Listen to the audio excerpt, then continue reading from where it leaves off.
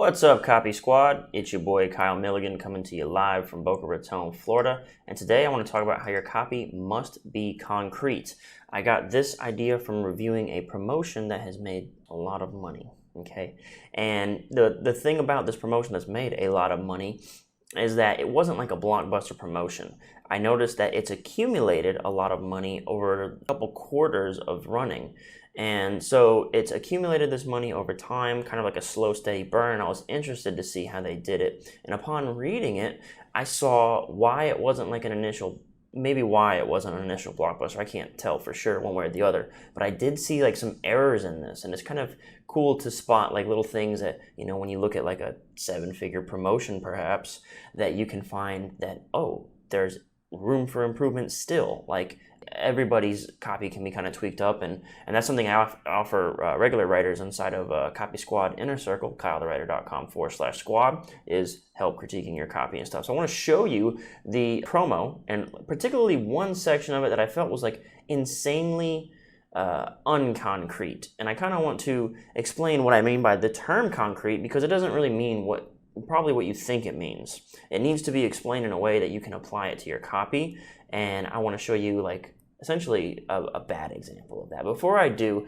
I want to check back and recap on yesterday's video. So yesterday I went live about keys to improving your copywriting, and essentially what I explained for you guys is that basically when you want to improve your copy, I explained kind of my routine and process. I know this is like a heavy topic or heavily requested topic, like what's your morning routine, like what's your process, how do you do research, all this stuff. That's like the most common set of questions, because I mean those are good questions, because if you can emulate the habits, then you can emulate the results. You basically you practice the behavior, and the results are a byproduct. You don't just try to get the results. So anyway, I want to go over a couple questions here that we had from yesterday's video.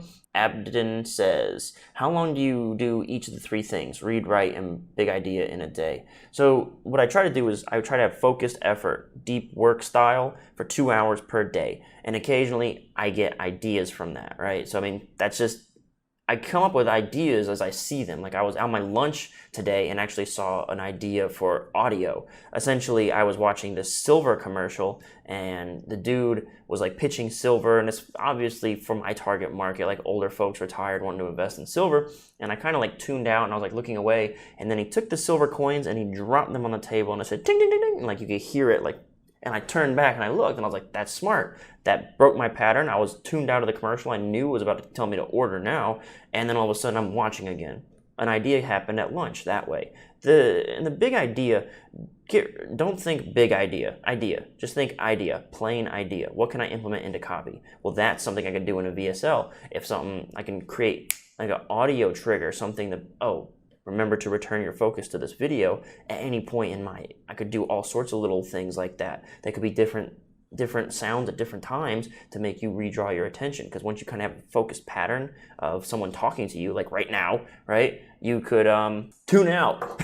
So I spend at least 2 hours reading and writing. Which one do I do more of the other? Well, if I have a project to work on and write on at this moment, and I'm not waiting for like a return of the draft, I spend as much time as possible writing. Otherwise, if I'm researching for a product, I spend all that time reading and researching and trying to learn more. Reading books is something you do on your own time. Reading books, acquiring general knowledge, all that stuff, you do that another time. So that's a long answer to this question from yesterday's video about how to write better copy. All right, cool. So let's talk about, I want to show you the example of the promo I wanted to talk about today. Here's the promo, and this is the section in particular I want to talk about in being concrete. So I want to read this section for you. Armed with their patented technology, our EWI firm could blow them all away. That's because at a $114 million market cap, this company is absolutely tiny. They have been awarded 107 patents for their EWI devices. So they have built an impressive moat around their technology that will keep competitors out. This grants them a near monopoly on this market. They can charge energy explorers $85,000 per mile they analyze, and that would still be a bargain. The total profit for the firm is $35 billion. The revenue stream could launch their share 557 times. Ground floor investors who strike now have the opportunity to turn 1,000 stake into $557,000.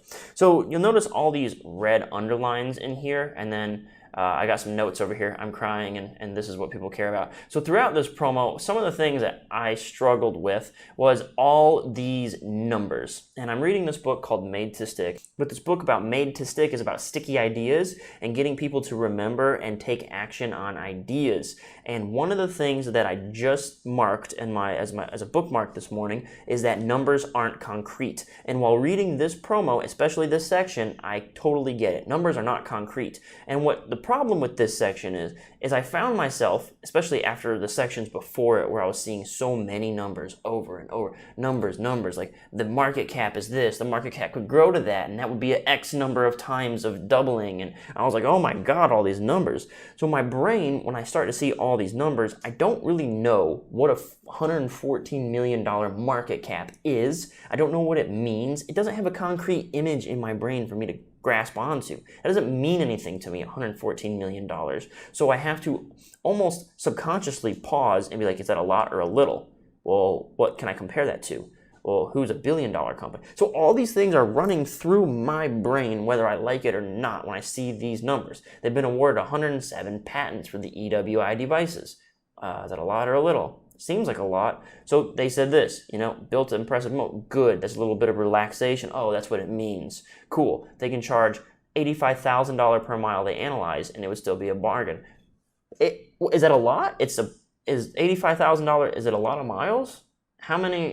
How big is that? What does that even mean? Again, it's so abstract. Like I can feel when I'm trying to read, my brain keeps, it's like got friction. It's like, wait, compute. What's happening here? What's happening is my logical brain keeps having to step in. My logical brain keeps having to take the wheel because it's like, what are we looking at right now? What we need to do is keep it concrete. Like I don't know if you even need this stuff because it doesn't have any emotional charge to it. I think it's just big numbers trying to hype up and make the thing seem bigger. That's maybe the only emotional appeal is that's a lot of numbers and they're really big, but I can't really relate to them in any sort of way that moves me, right? So while I was reading this, I thought about that quote from Made to Stick that says, numbers aren't concrete. So essentially, what's important is these sentences after this, where it's got like an explanation for what this number means. That's helpful. Also, it breaks up the text so that I understand, like I don't have to try to think. But right here, we don't have that. Right here, we don't have that. Right here, we don't have that. Right here, I guess that's just big, This is what we care about, and it's still based in like a heavily numbers-oriented thing. So let's scroll down just a little bit. Okay, cool. So nothing really about, like, even this is hard to imagine. I don't even know what $1 million looks like or feels like, but I know it's a big number that I definitely want. But at the same time, all of this stuff, it just comes down to being concrete, and stuff like that. So the last thing I'm going to say in closing is this promo that we just talked about is going inside the Copy Squad inner circle. There was that moment of, like, a barrage of numbers where my brain fried. There's a bunch of little things like that I feel like this writer could have improved upon, and, that's just like my opinion. There's little areas that I feel like there's room for to make it more efficient or more effective, right? And this is a promo that has been published at a giant publishing house and has made a lot of money. And I still think there's areas that we can learn on how to improve upon it. So I'm going to be going over that stuff inside the Copy Squad inner circle when we do our sales letter breakdown next week. And that's for members only. I'm going to sign off here. Thanks so much for tuning in. Peace out, Copy Squad.